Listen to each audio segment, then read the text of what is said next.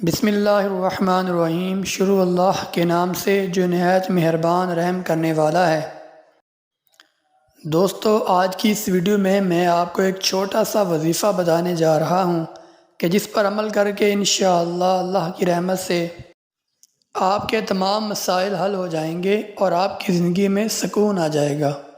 تمام تعریفیں اللہ کے لیے جو تمام جہانوں کا پالنے والا ہے۔ بے شک اللہ پاک اپنے بندوں کو مختلف آزمائشوں میں ڈال کر آزماتا ہے، اور جو بندہ اللہ کی رضا کے لیے ان تکالیف کو برداشت کرتا ہے اللہ پاک اس سے راضی ہو جاتا ہے۔ آج کا یہ مجرب وظیفہ اتنا باکمال اور آسان ہے کہ اگر آپ اس پر عمل کرتے ہیں تو انشاءاللہ اللہ کی عطا سے آپ کے تمام پریشانیاں حل ہو جائیں گی۔ اگر آپ رنج و الم کی وجہ سے ڈپریشن میں ہیں، آپ ہمیشہ پریشان رہتے ہیں، گھریلو ناچاکیوں کا سامنا ہے، کاروبار نہیں ہے، تو پریشان ہونے کی بجائے اس وظیفے پر عمل کریں۔